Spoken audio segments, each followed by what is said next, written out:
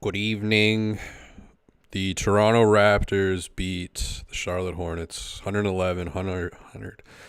Just listen to Alvin Williams talk for a couple hours, so give me some grace period here. I'll get myself together. But yeah, the Toronto Raptors, they win the game. So pretty intense one down the stretch. It really felt like the Raptors were slipping. The fourth quarter there, you had an 8-0 run from the Hornets, and the Raptors kind of the 14-point lead dissipated over the fourth quarter, and what usually happens in the third quarter happened in the fourth quarter when the starters came back on with like 3.5 minutes left, and it all went to shit. And with Scotty out, Yak was out, so you've got lots of kind of openings. I was curious to see who would be like driving the car at the end of the game in a close game, and it was Immanuel Quickley. And it's interesting because he almost had a triple double. He was 3 rebounds away from a triple double, but I thought he even had gotten a little bit quiet. So it was cool to see him just take the ball up I think 4 or 5 straight possessions. He hit 6 straight free throws down the stretch. Really needed that, and it just felt like he was in control of things. And before that had happened, like the previous couple of minutes, even when he was out there, it didn't really feel like anybody was kind of driving it. It just felt really kind of random and sporadic, and that was the period that the Hornets were really eating into that lead. And to be honest, like it didn't really look good for a little bit there. But then I thought Quickly really like steadied it, and then of course Gary at the end with the big steal. Also, DJ Carton had one of those plays too. So a couple of those kind of meet the guy at half court, strip him, and it was a 3-point game. Gary's finish made it a 5-point game. Impossible to come back from that. So really stole the game away. Really strange call. I don't know what the meaning for it or who introduced this rule, but apparently if you foul before the pass gets inbound, it's a free throw. I did not know this. Maybe I'm an idiot, but I don't remember this happening before. That would be a wild way to decide a playoff game at some point. So I'm writing that one down, kind of filing that away. I didn't know that was a thing, but yeah. So the Hornets, they get an easy free throw. Alec Grant Williams, who was kind of had like a little Joel Embiid in him today. Oh, he kind of always has that to him, but yeah, he was flipping and flopping all over the place. He shares the same views as Brick Muse on Scotty, RIP. We can talk about that later. Pretty big event in the Raptors Twitter space.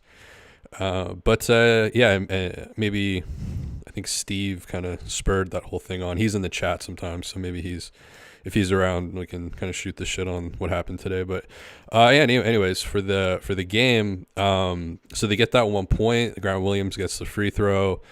They go back to the inbounds, and it was kind of there was a bit of a stagger, and Gary just kind of lost Brandon Miller, and not the best matchup. I don't think you would want Gary in that situation, and then Brandon Miller just kind of cooked him and got a wide open layup.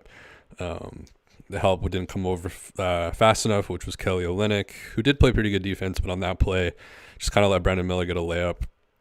I mean, you definitely don't want to foul him, but that was just way too easy. That was way too much of a breakdown. Jakob obviously goes out, of course, just when he had been playing really well and fitting in with everything. It's like this. I don't know what's going on with left hands with the Raptors. If you're a Raptor player and you have a left hand, guard it with your life, because there's something going around. So yeah, that was unfortunate. He got the ankle thing before, and he's got it was a dislocated.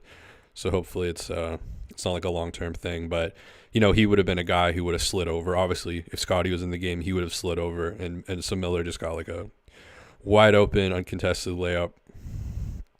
But then Gary, immediately Dumb and Dumber immediately redeems himself. Meets, I don't even know who that was at half court, but somebody with not the greatest handle in that moment, but Gary just grabbed it from him. It was kind of a surprising play. I think, even as somebody who, is biased or cheering for a side, you kind of just always expect them to get a shot off, or there to be like a moment, like you kind of build up that dramatic moment in your head of like, oh, this is going to be crazy, it's a 3-point game, and then bang, all of a sudden it's like, oh no, the game's over.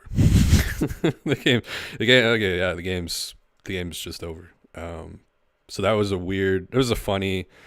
like a funny ending. There's just all this like build up, man. This really, it felt like the Raptors were gonna totally had it, and then some weird calls down the stretch. There were some weird calls in this game. It was a strange. I don't talk about the officials. It wasn't bad enough to go on a 3.5 hour rant like I did with Ben Taylor, but it was notable enough to say that there was some pretty questionable calls. I thought the first foul on Jakob was just crazy.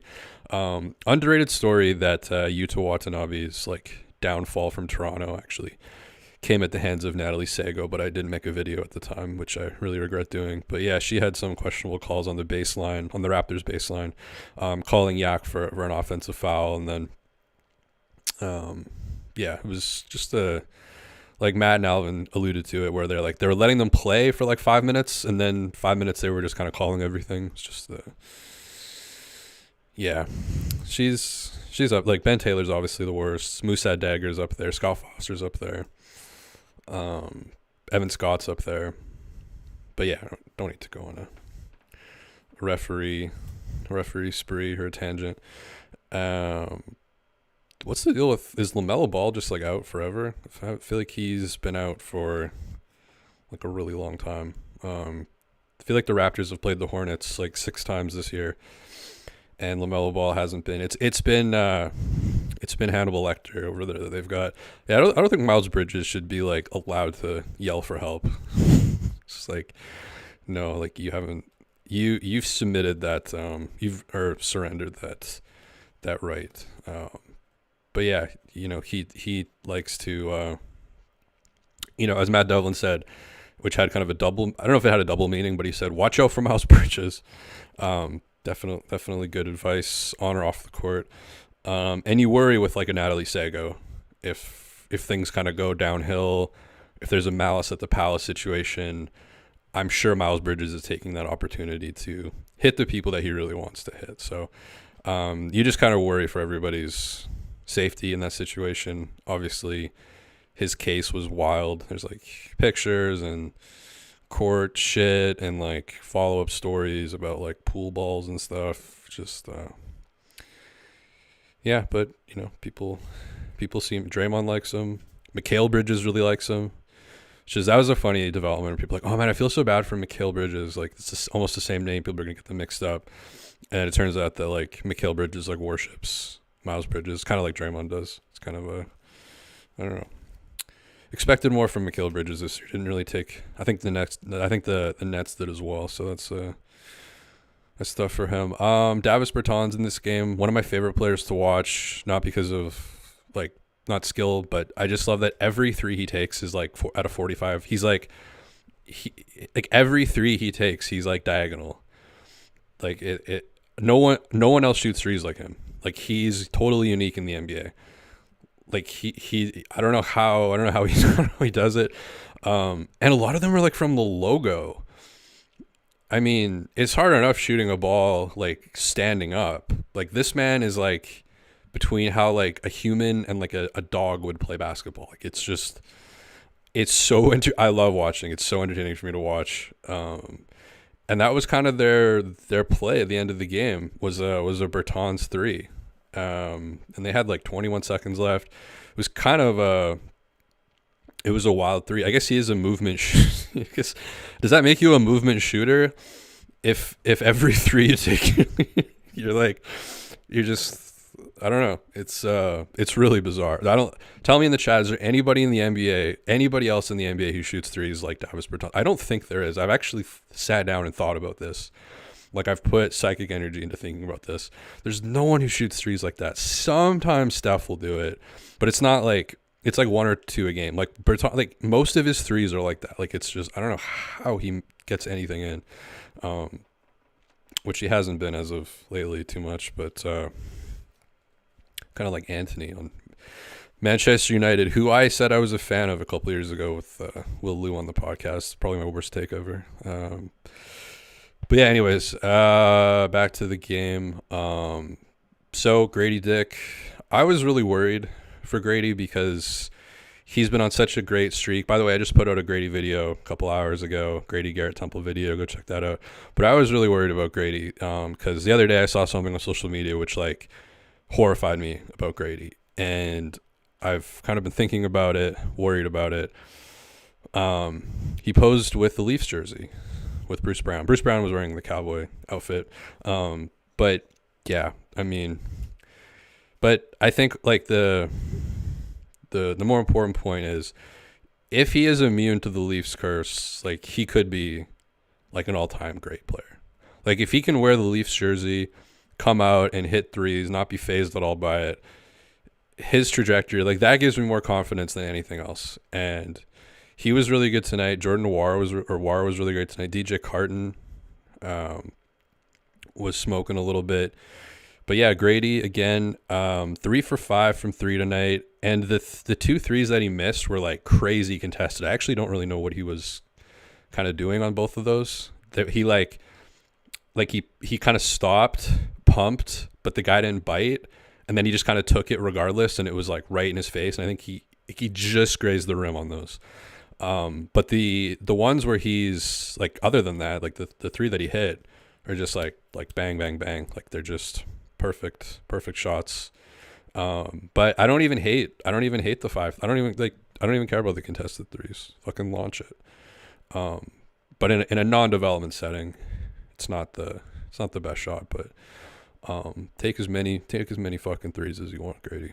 Just take a sideways, take a Davis Bertans 3 if you want. Him and Grant Williams on the same team is great. Kind of like a James Wiseman, when James Wiseman and who the fuck's the guy's name, Bagley was on the Pistons. It was just kind of like, I don't know, just funny when there's two guys that are just so comedic on the same team. But yeah, so your starting lineup tonight, you had Jakob, Gary, RJ, Quickley, Abaji. Kind of a breakout game for Abaji, plus 14 in 33 minutes. It was a weird game for him. Like he's kind of an odd player. Like I don't know if you can call 6 for 20 a breakout game, 1 for 7 from 3. The threes are rough. I've talked about the threes on here before, and they're just inconsistent. Like missing threes is like one thing, but he's missing them really sporadic. Like kind of they're all over, like there isn't a distinct pattern. It's not like, oh, you could just like a little more risk. Like with RJ, who's shooting the ball really well, but like when he misses threes, they're just a little bit flat. Like he just needs a little bit more mustard on it. Kind of like Jakob with the push shots, which Jakob did like add quite a bit of mustard to his 5-foot push shots, which he was hitting tonight. Unfortunately, before going out. So, but it was his left hand, so hopefully that doesn't affect it. Because I felt like the push shots, because I've talked about before, like, can you just bring Kem Birch back in as like a contractor? Like how Nate Bjorgren was an independent contractor. Like, can you just bring him in to teach push shots? Because yeah, the Jakob push shots in the past have been really kind of flat, and they just had quite a bit more juice on them today. And that's the thing I would say as well about RJ's threes is sometimes they're a little bit flat. They'll front rim, they'll hit the side of the rim. Just needs like a little bit more pop. But he's also 3 for 6 from 3 tonight, and just continues to be kind of, I guess, in the starting lineup now, like ish the number one option. It wasn't like a total feed RJ have a feast night, but I mean, actually Abaji took more shots than anybody. That's hilarious.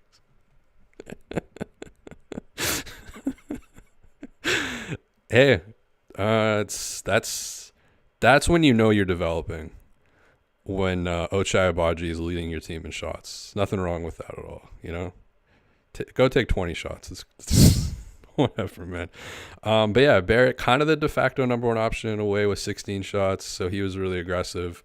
Only 2 free throws, but the calls were just kind of weird tonight. But you know, he continues to put up really good numbers, like 23 points, 9 rebounds, 5 assists, 2 steals. The 5 turnovers isn't amazing. And man, the Raptors had 14 turnovers in this game. I think like 10 of those were in the first quarter. It was just like mind-boggling, like perplexing. Just turnover after, like it felt like the Raptors should have been up by like 30 points, but the turnovers were just Their turnovers were wild, and they were kind of all over the place. Just like the offensive foul calls were pretty like sketchy. Didn't really agree with those. But they really got their shit together, and I think it was Quickley taking a little bit more responsibility, especially with Scotty out. And I really thought, what do you guys think in the chat, by the way? I'm just going to check the chat in a sec. Let me see what you guys think. How exciting is a W against the Charlotte Hornets in, what month is it? March? Are we in March now? I think it's March. Oh, Stevie is in the chat. Okay, we'll talk about, is that the same? That's the same Stevie, I think, right? Just let me know. We'll talk about Mr. Brick later. Okay, I may have, I don't want maybe Dark will join me later in the show. Can set that up. Had Rick Carlisle on the show a couple nights ago. Maybe we'll get Dark. Maybe Michael Grange will stop by. Trash Clips asks, referee tier list video when? That's not a bad idea. I do love reading their bios. Like, it's such a great bit because, I mean, like Jason Goles is like probably my favorite. The Ben Taylor bio is incredible. I mean, that was an hour and a half of content reading Ben Taylor's referee bio. That was an interesting rabbit hole. I haven't read Natalie Sego's. We can pull that out. I thought she was really struggling tonight. NBA ref, Natalie Sego. What do you guys think? What do you think Natalie Sego's favorite movie is? To this day, I think Jason Goble had The Godfather as his favorite movie. But for the most part, the movie selections are not great. So Natalie Sego's favorite movie is Home Alone? I mean, I don't hate that as much as you would think because it's kind of like... I was expecting like Step Brothers or something, but okay, Home Alone. Favorite like, okay. I don't know if anybody in the history of like anything has ever said Home Alone was their favorite movie, but in a weird way, I can respect that. As bizarre as that is, it's like unique and weird enough that I can respect it. Although Home Alone 2 is much better. Favorite musician, Pink. Really? Out of all of the music, okay. This is always my thing. Is like when you read these, it's like that's out of everyone who's ever existed, like in the history of music, out of like all the artists ever. Pink. It's like okay. Favorite meal is pizza.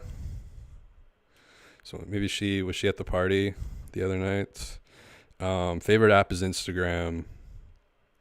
Would most like to visit Fiji. I mean, again, kind of a rare.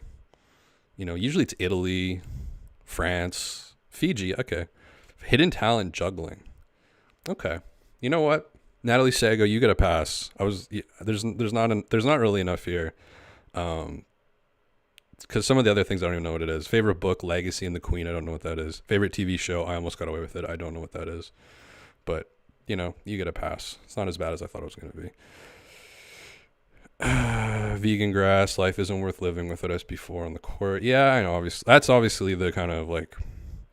I should probably just shut down Raptor Moments, the channel, and just like never make content again because Scotty's out. I definitely considered it, but here we are.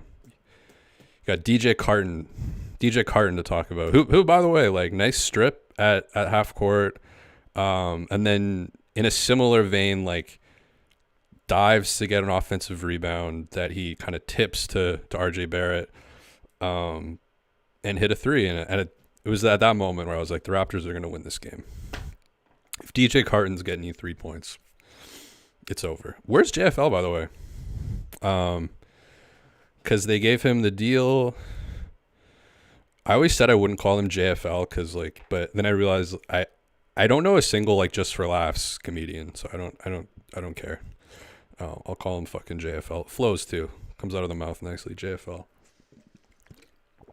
Be like a football league or something. But yeah, I was wondering where he was tonight, especially on a kind of a low roster situation, lots of injuries. Thought maybe he would give him a look. I'm sure he'll get a look at some point. He's been averaging.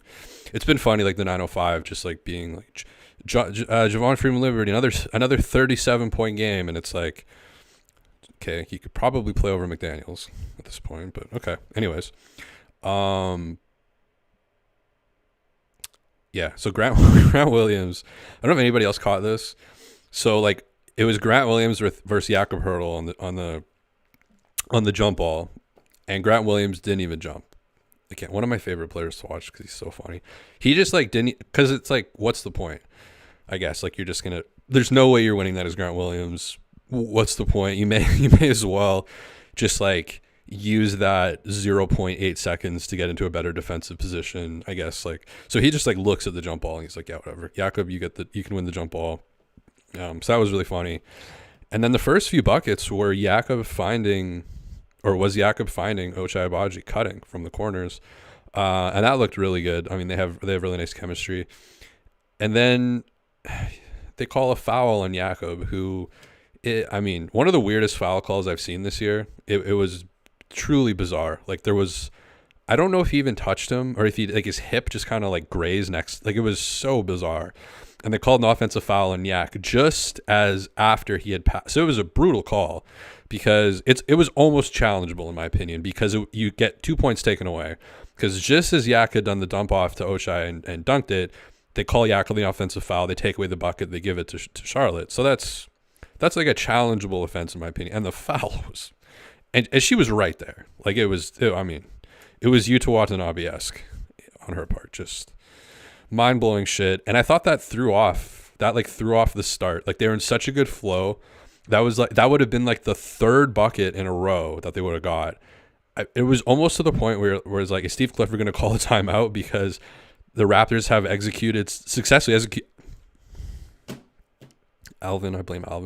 successfully executed. People are going to question my my mental acuity, my IQ, my allegations or whatever. I'm sure that's already a conversation. But yeah, for completely lost where I was going with that. But yeah, Trey Mann broke his own ankles. Yeah, so they didn't. I was almost to the point where it was like, are they going to call a timeout because the Raptors have successfully executed the same play essentially 3 times in a row, just like bang, bang, bang. What are you guys doing? How are you guys missing these cuts so brutally? Ochai Agbaji wide open at the rim. But then that one gets taken away. Charlotte gets the ball back and just kind of, I don't know. It's just like there's moments in games where it's just like a record scratch and then it changes the momentum for like a little bit. And that was one of those moments. It's like you just gotta be a little bit better than that. Grady Dick gets in first sub. He's been like the third sub a couple times recently. So nice to see him just automatically back in that first slot, checking in 6:22 of the first quarter.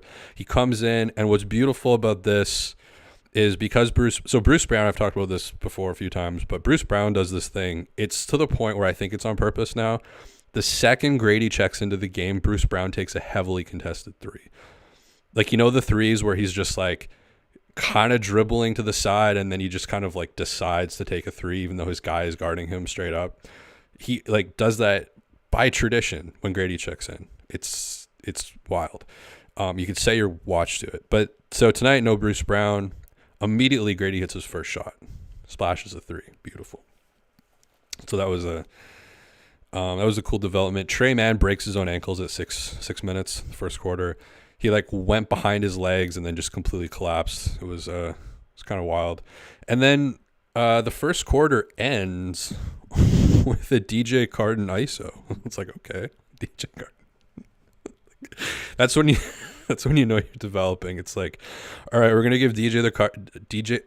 Oh my God, I just said DJ the Carton. We're going to give DJ Carton the ball with 18 seconds left on the shot clock, and we're just going to clear out. We're going to let him ISO. We're going to let him like James Harden it. It's like, okay, that's, again, I like these things where it's like we're developing. It didn't work out.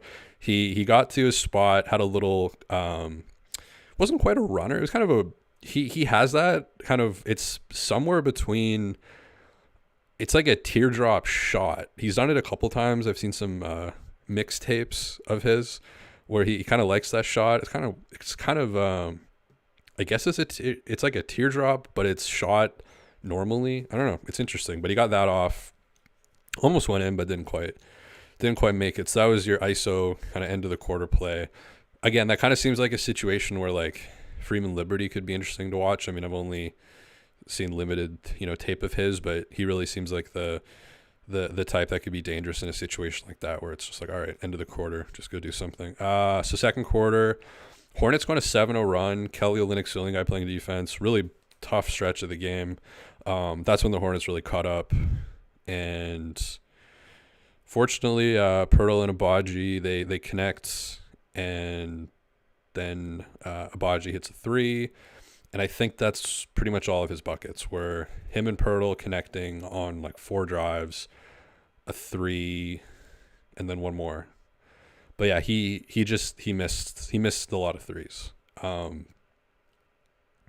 don't know what his percentage is as being a Raptor, but it's probably one of those ones where it's like not safe to read out loud. You want to keep some decorum of like a family show. So I think it could be in it could be in like a Pascal Siakam versus the Boston Celtics playoff round range. Like it could be around there. It's not been great, but other things from him have been, his defense has been good. Obviously his slashing, his drives is really good. His ability to finish really athletically.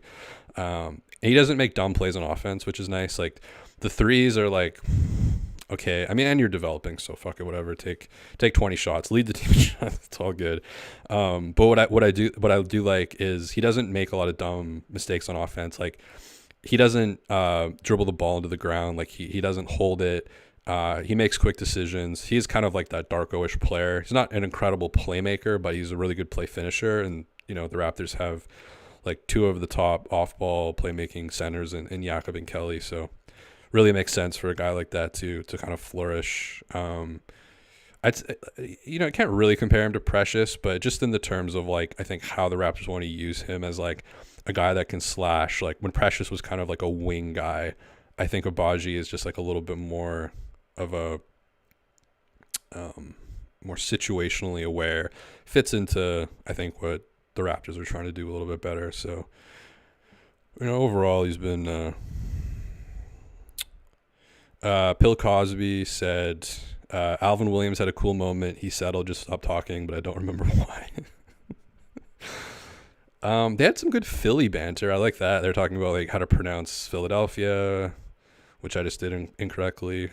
How to pronounce different cities. Like I like that stuff. Just like dumb banter that you would just like 2 guys at a bar would just like talk stupid shit about. I like that. It doesn't always have to be fucking structured and shit. But how was the pregame show? I missed the pregame show.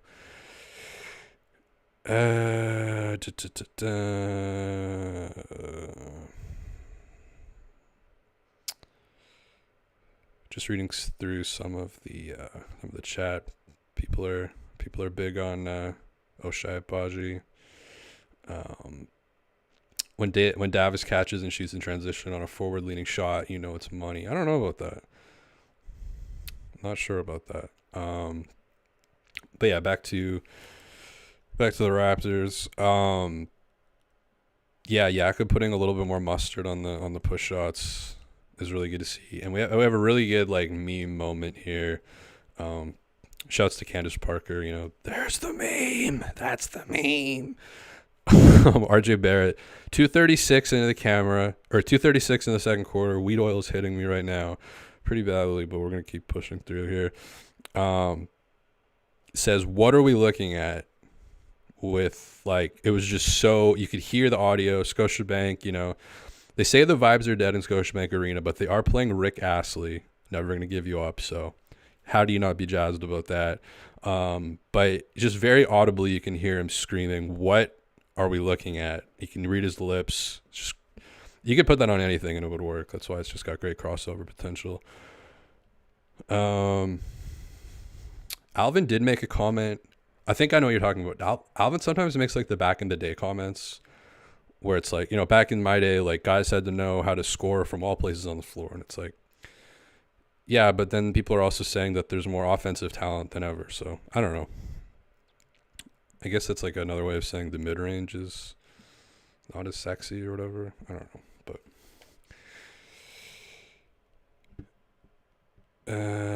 yeah, so then Gary, interestingly enough, starts off the third quarter with a shot clock violation and then goes on to hit 3 threes. And that was really big for them. That kind of got them out to a lead. Yeah, some Jonte Porter minutes in here. He came in for 7 minutes. He got 2 assists in that time, which was nice. I thought that lineup that he was in actually played decently. And, the Gary's threes really helped. And then Darko took him out at 240.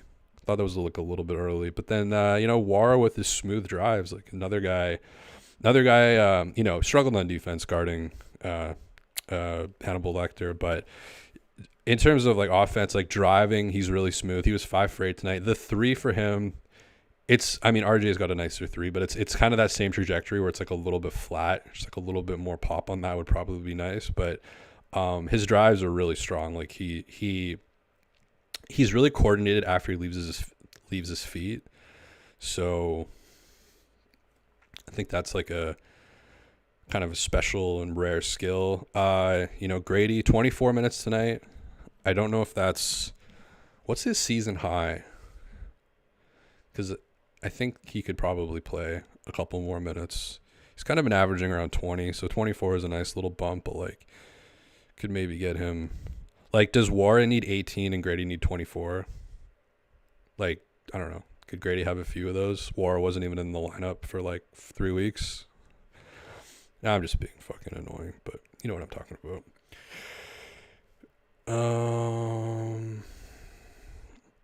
Alvin, I don't know what you're talking about, but I know Alvin will just like stop talking. Like he'll just be talking about something and then he'll just stop. And you can feel Devlin being like, do I pick this up? Like, dude, do I start on a new thread? Do I say, and usually he just goes to something that's happening in the game. That's kind of your bailout when you're like the main commentator or when you're any commentator, I guess you can just like, I don't have a bailout, right? Like I can't, there's nothing happening. Like you got like 4 chavs here, I think, coming home after the bar. They're probably going to get in a fight or something maybe, but that's like the highest potential thing that could happen here for me to talk about. Like these guys, they've got live action happening in front of them. I've got a box score and wherever I'm filming from, and shouts out to the lovely, lovely chat as well. But yeah, Raps during the Philadelphia banter between Alvin and Matt, Raptors are up 14, and it really felt like they had the game. And then the fourth quarter starts. Grant Williams, he starts getting active. He's flopping around all over the place. He's making a little bit of an impact, getting dirty, getting into it with RJ a little bit. By the way, RJ gets into it with a lot of people, which I like. And then you have DJ Carton diving on the ball, 8-second violation. It's kind of cool that he got some fourth quarter minutes because I thought his first stint was pretty good. And then right after that, goes for the offensive rebound, tips it to RJ for the bucket. And then Grady takes a couple super contested threes, which I talked about earlier. Again, like pump fake, guy didn't bite, still took the shot over the extended arm. Those didn't go in. Those are really like, it's a difficult shot, but I mean, fuck it, who cares? Fucking launch those things. So 3:36 is when things kind of changed. The starters came back in. And it just kind of like, I don't know, they were kind of flat. Like they started the thing kind of like how they've famously been starting third quarters, which I've talked about just endlessly. But that type of kind of drop in energy hit at like the worst time. And that's when I thought Quickley just kind of like, I don't know if he took the game over. I thought about that as like a title, but it's a bit. But he's like driving the car. It was like, give me the ball. I'm going to decide what to do with it. I'm going to just kind of run the plays. And he ends up hitting 6 free throws in a row down the stretch to ice the game. Gary's so up and down, like he gets the shot clock violation. Then he hits 3 threes. he messes up his defensive coverage on Miller, who gets a wide open layup. He misses a really crucial free throw, which, by the way, Gary, I think, is like in the 60s on the season for free throws. Kind of wild. Misses the free throw, but then like literally steals the game out of the Charlotte Hornets' hand. Just diving DJ Carton style, and just fucking grabbing the ball, like just taking it, and then 3-point lead turned into a 5-point lead. And when you're up by 5 with like 2 seconds left, it's pretty difficult to lose that game. So, yeah, that was it, you know? So maybe I think the pizza party thing needs to be upped. Go for like 5 games, you get like fettuccine Alfredo with chicken or something. If you get the 5 games. Who are they playing next? The Raptors are playing the Pelicans on Tuesday, 7:30 Eastern, 4:30 Pacific. One of my favorite players to watch, Brandon Ingram. It's got the real fucking slingshot shot, which I like. Really cocks that thing back. Gotta like that. Speaking of cocks, go watch the Grady Dick video from earlier today that I put out with him and Garrett Temple. Garrett Temple just like dancing and vibing really hard to Grady's buckets. And apparently they've been like a father-son duo the whole time.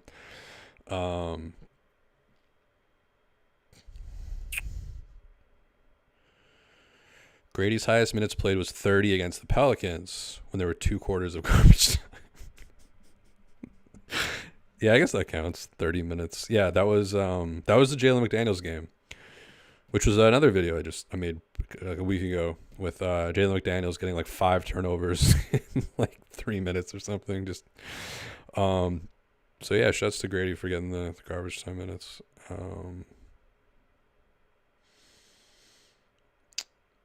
Vegan grass. Now it's time to start the travel channel. It's not that dark, but maybe in the off season. Definitely gonna move to either Argentina, Brazil, Uruguay, maybe, probably not though. Colombia, I don't know, Mexico, I don't know. Probably Brazil or Argentina. Probably one of those two.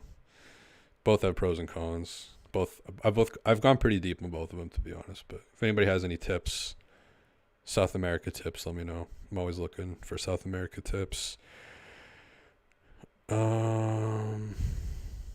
Summer Low says Olynyk tanked the game.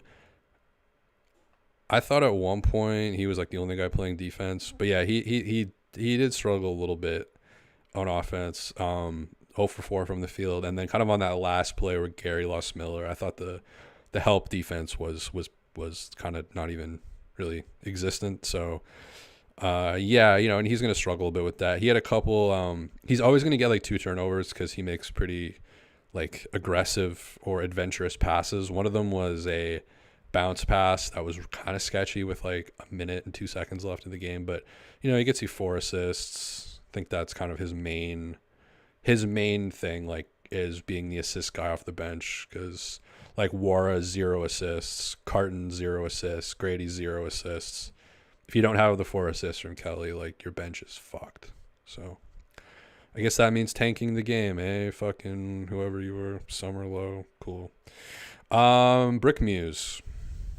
Guys remember Brick Muse? You guys remember Brick Muse? That guy?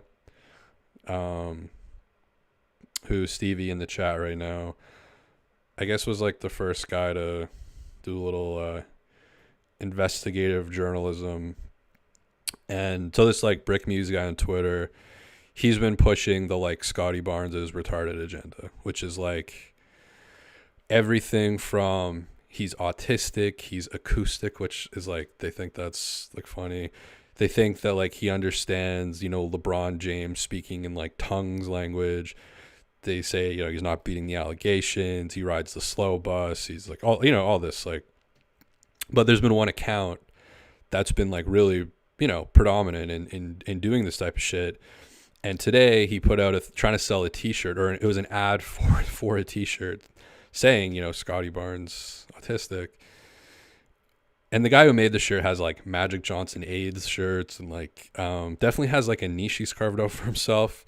I don't know if like Shopify, which his site is hosted on, I may have done a little digging on that. I don't know if them in the NBA would. I know like copyright stuff is like whatever, you can just sell. You can put anybody's face on pretty much anything that's like pretty hard to come after or do anything about. But like I don't know if they would maybe take a little bit of a different stance when it's like, you're putting that type of shit out. But anyways, so Brick Muse tried to get money. He's trying to get money off of peddling this whole thing that Scotty is, like disabled and developmentally disabled. But we all know like what, obviously, what he's saying. And so, yeah, it kind of got put out. I've been like doing my own little research project, like, because yeah, you see it all over Twitter and you just like click on the people who are pushing it.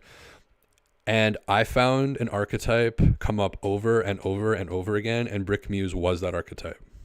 I'm going to sound racist when I say this. So it's important to say this with the right context. It's pretty much all from guys who are not white but believe in politics that only reward white people. So this guy, Jonathan Assad, big Matt Walsh guy, big Tucker guy, big Daily Wire guy, probably loves like Lady Ballers, which is a movie that the Daily Wire made about basketball, making fun of trans people, but there were no trans people in the movie, so they kind of messed that part up. It kind of seemed like it was about a gay basketball coach, Jeremy Boring, but then it turns out that it was like men dressed up as women trying to win a competition. And Ben Shapiro said that originally it was going to be a documentary. They wanted to do like a documentary style, but then they realized that that wouldn't be able to happen anywhere in America, so they went with a comedy instead. But there's no like jokes or like comedic structure or anything. So this guy's like really into that kind of shit, but he's from Egypt. So yeah, you're not even getting, not only you're not getting invited to the ethno state, these guys aren't even having fucking dinner with you. Your last name matches a pretty famous Syrian leader. I don't think they're going to be, I don't think Matt Walsh is lining up to take meetings with you. He's going to look at your name and try to put you on a no-fly list, but you just suck up to these people, kind of like Kwanzaa and Parasite, because you think it's going to like, psychically align you with them or whatever, some weird bullshit. But yeah, I just put out that like, to me, he looks like if Malachi Flynn's mom had drank heavily during her pregnancy. Like, that's what he looks like to me. Like, he does not look right. And other people pointed this out.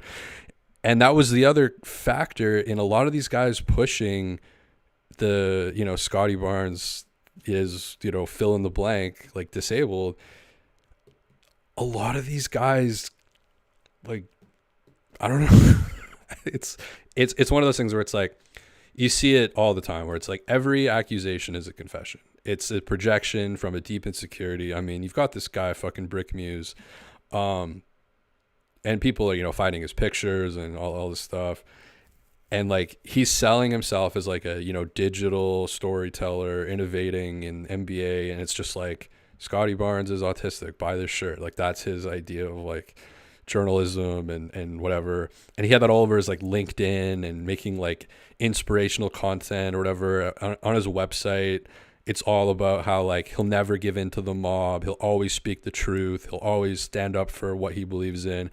And then he made his account private, he made his Instagram private, his Facebook private, his Twitter private. I think he deleted his Twitter.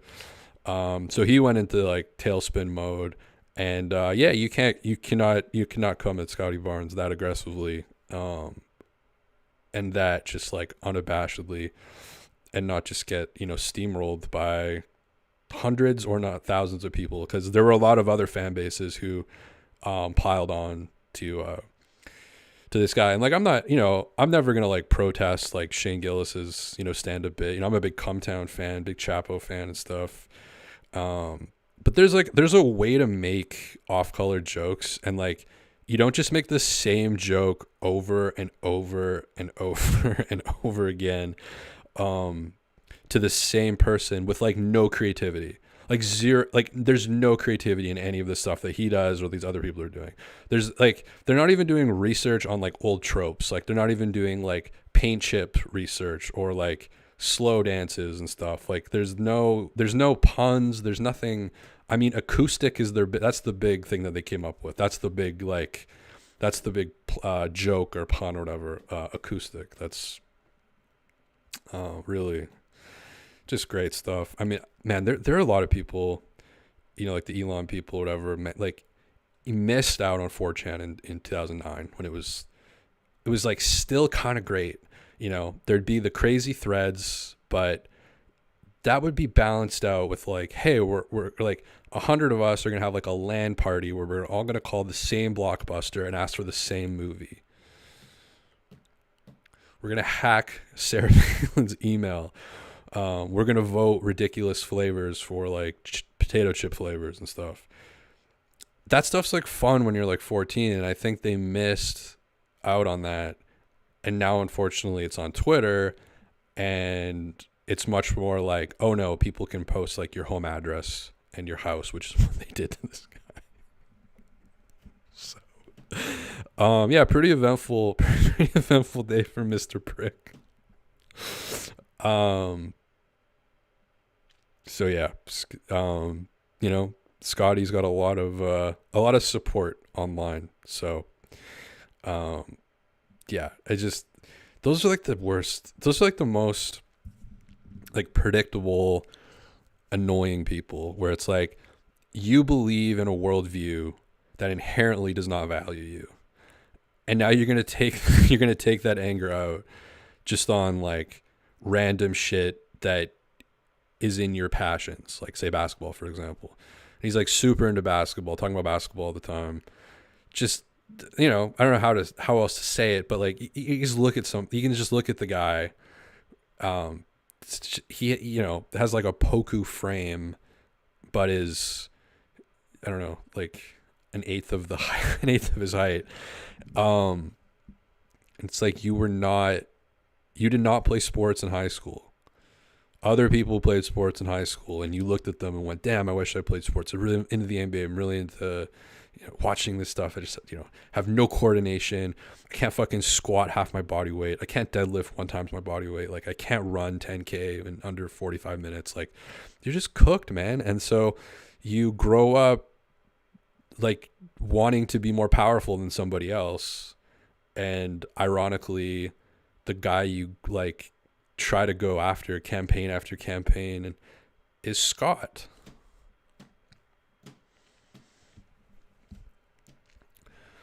There's a way to make that type of shit, like there's a way to do that type of stuff, but that's kind of the blueprint for like how not to do it.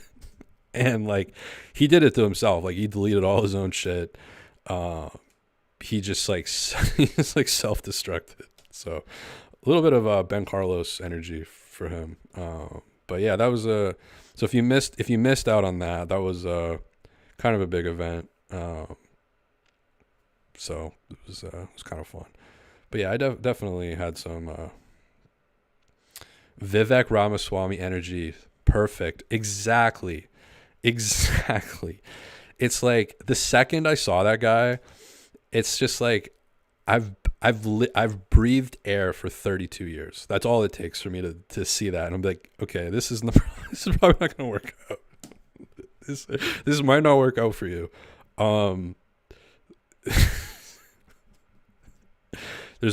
sure people are aware of it, but there's a really great subreddit for this content called r/leopards ate my face. And it's like, I never thought leopards would eat my face. And it's just kind of, people getting their comeuppance a little bit. Because yeah, like you can't go into that. Like if you're this guy, like you're Egyptian, like other than having cool stories about like cats and like building pyramids, like these guys want nothing to do with you. You don't fit. Like their whole rhetoric is like about how their race is being overtaken and like threatened, and you're not of their race, but you're still like, hell yeah. It's like, do the math, man. It's pretty amazing math. Oh man. Yeah, seeing people like that. And it was just kind of the perfect storm too, because it's like, I mean, putting your thing on like LinkedIn. I mean, he did have like 74K followers. That part to me is okay. That's fine. But it's the way he talked about like what he does. Like he just takes clips from other people on Twitter of like Scotty. Like he took a clip of Scotty trying to draw a charge, and is just like, bro's not beating the allegations. You know, he's acoustic or something. It's just like, that's his version of like digital storytelling. But yeah, that's a fun group. I had a few of those guys come in back when I had the Discord going. Had a few guys come into the Discord that were kind of into that stuff. So it's always it's an interesting thing to look at. But yeah, we'll see what happens. We'll see what happens with him. But Bill Cosby, every accusation a confession. Yeah, I said that already.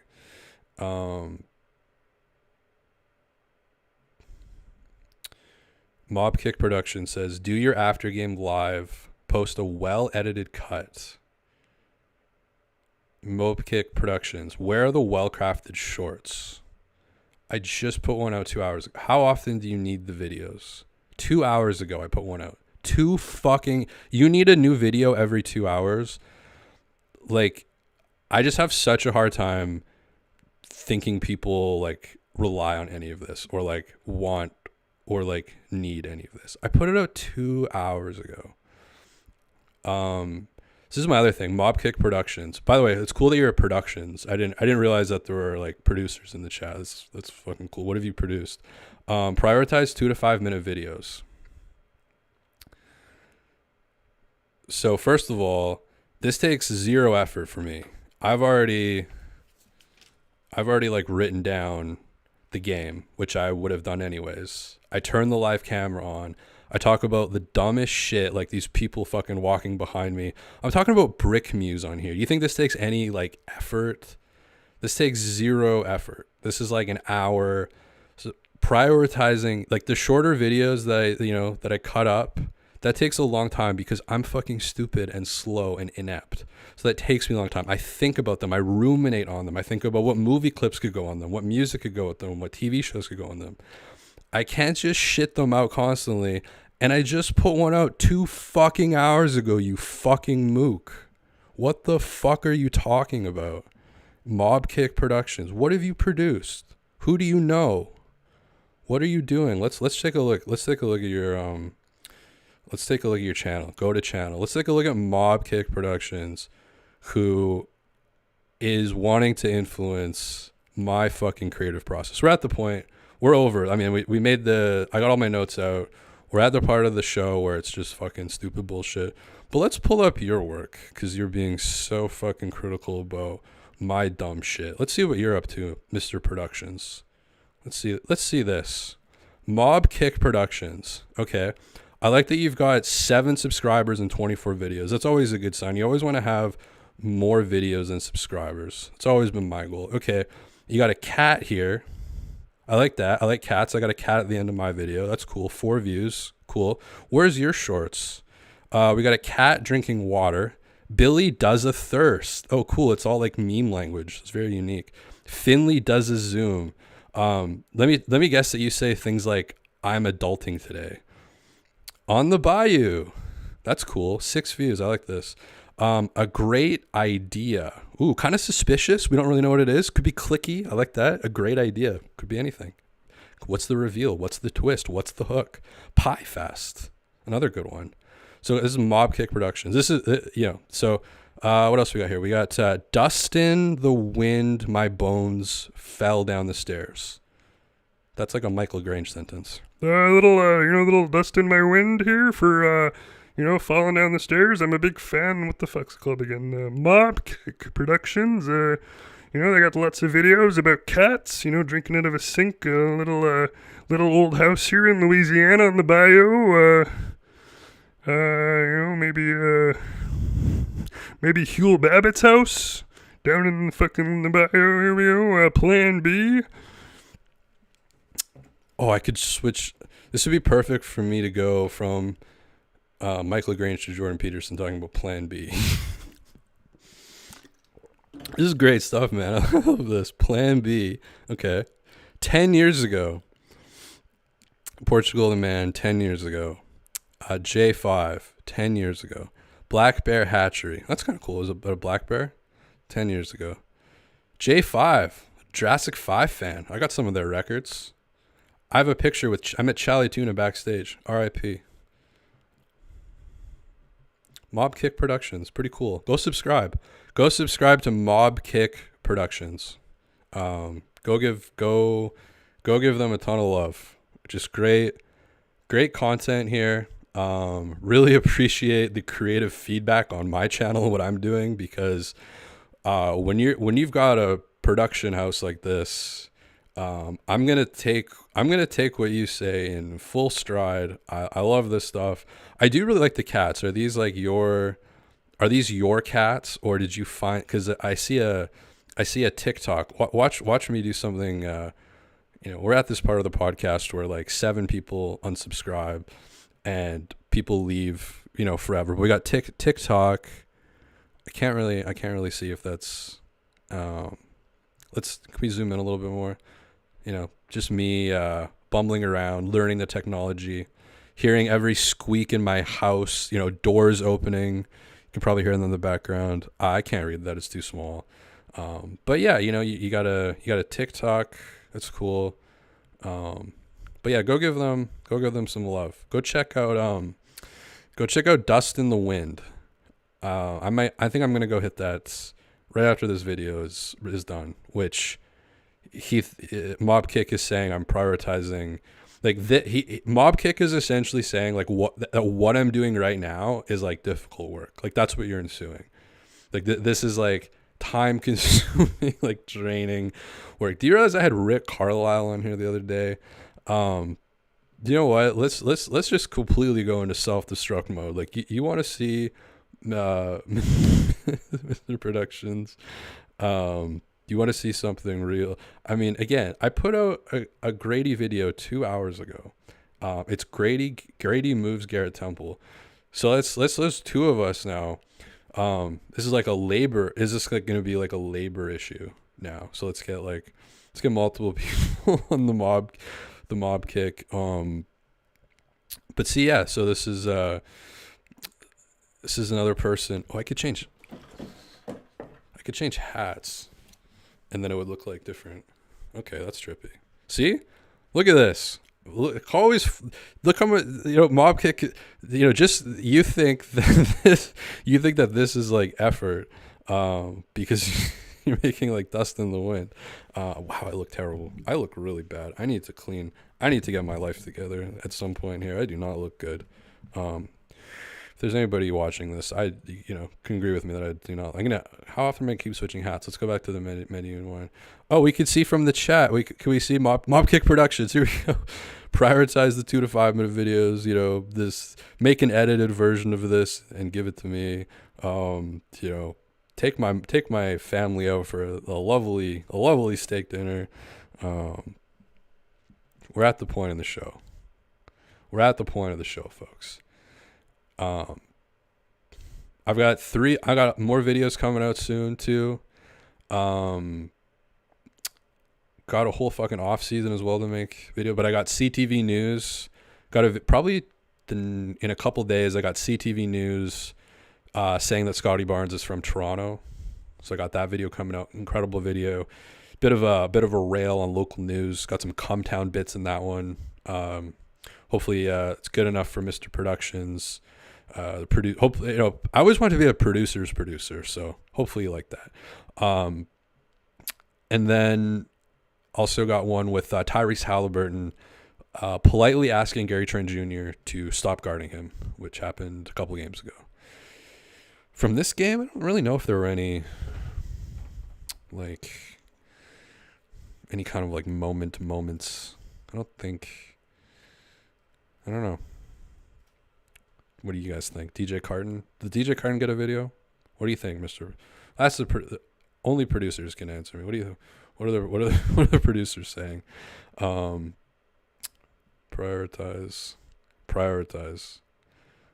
I need. Can you just like design my life for me? I need. I need to know what to prioritize.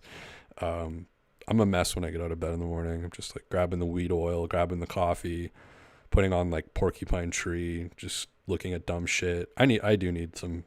I actually do need like a life coach probably. Mr. Productions, what's your rate? I'll hire you. Just fucking. Um. But yeah, that's pretty much it.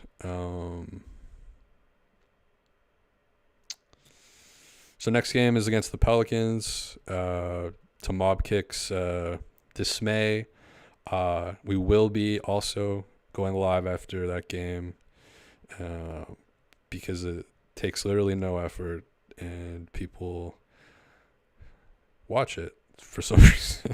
So I don't know why, but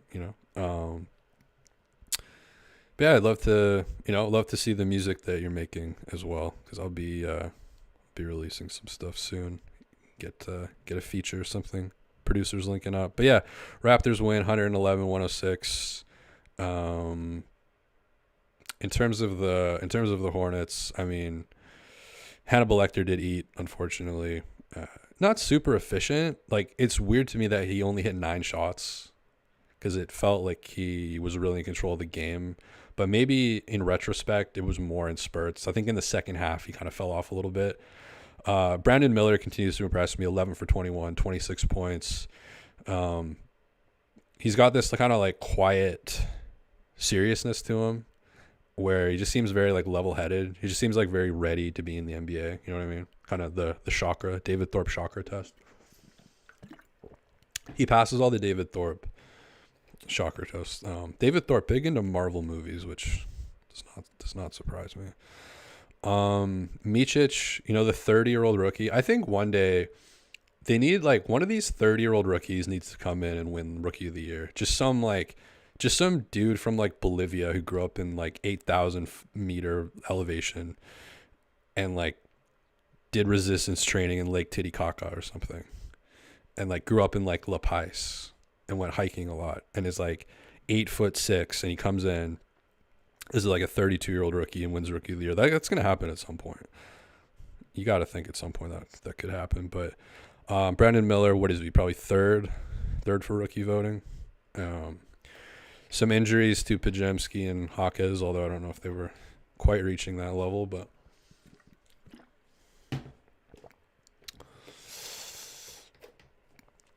good thing Scotty and Wembanyama weren't in the same year, because I think Wembanyama was going to win Rookie of the Year, probably. Do they play the? No, they played the Spurs twice already. Damn, that's it.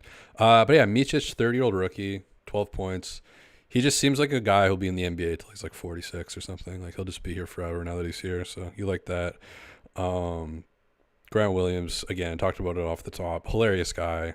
Like, not intentionally, but just very animated, very like uses all of his extremities often.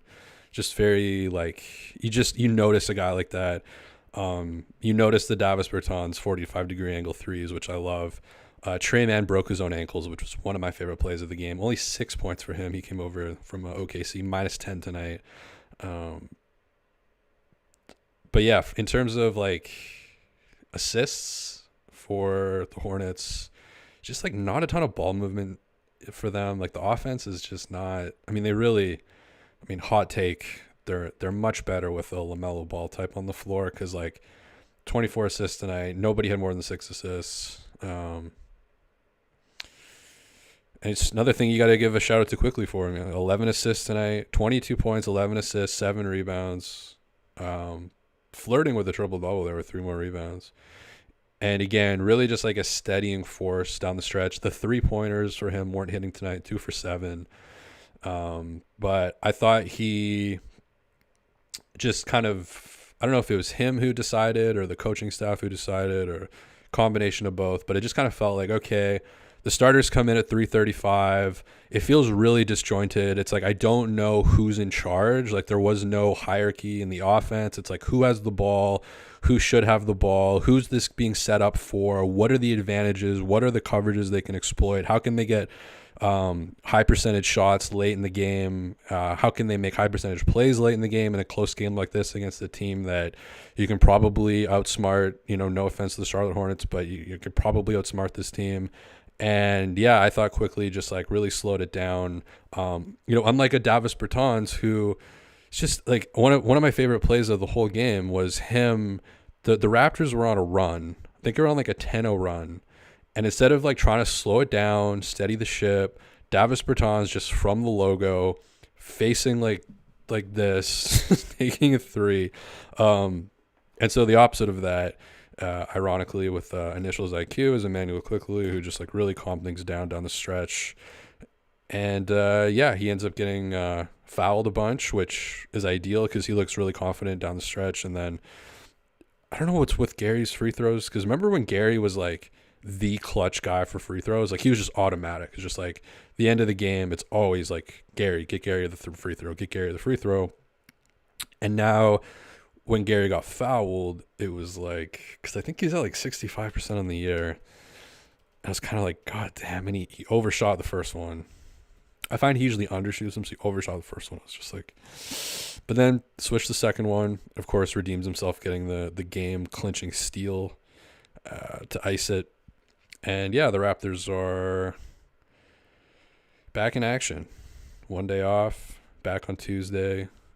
Who's going to be, I think there's been kind of talk on like, is RJ Barrett going to step into the number one option realm? And, funny enough, it was kind of Ochai Agbaji who, like, once again, leads, gotta say, probably led the game with 20 shots. Did anybody? Yeah, led the game with 20 shots. So that's, oh no, sorry, Brandon Miller, 21 shots. My bad, everybody. I'm sorry for that. I'm a fucking idiot. I gotta shut this channel down. I gotta stop doing this. Go check out Mob City. Was it Mob City Kick Productions or something? Mob Kick Productions. Go check Mob Kick Productions out.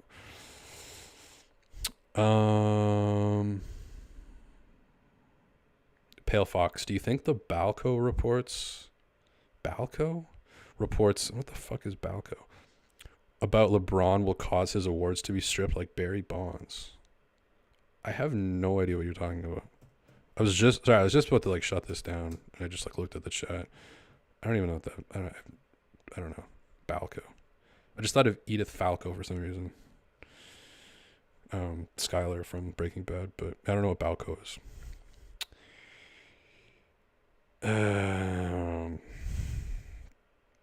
Some people, Bill Cosby, prioritize this. Ryoka Shin 187. Did I say that right? Just think of it as filtering out who will really like your channel. I mean, yeah, I've already lost like 1,200 subscribers, so I mean, whatever. I'm not like going on the chase. I don't think I do clickbaity titles. No capital. I don't do full capitalization on words or have arrows and stuff. But I don't know. Whatever.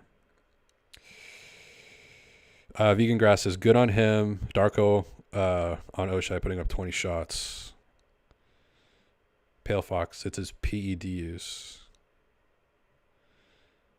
How would I know anything about, like, I don't know. I I have no idea.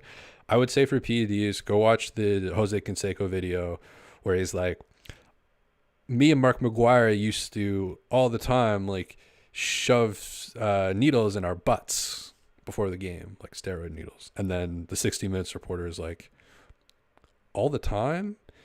And Canseco's like, one or two times. I can only remember one or two times we did that. Oakland A's legend Jose Canseco, who I guess are they for sure in Vegas now? Any Blue Jays fans in the chat? We're over an hour now. We're over an hour in the show. Any Blue Jays fans in the chat? I know they've some underwhelming moves, to say the least. Shouts to Isaiah Kiner-Falefa. I'm sure he's going to be great. No Otani, but you do have a Baji, so you got to live with that, I guess.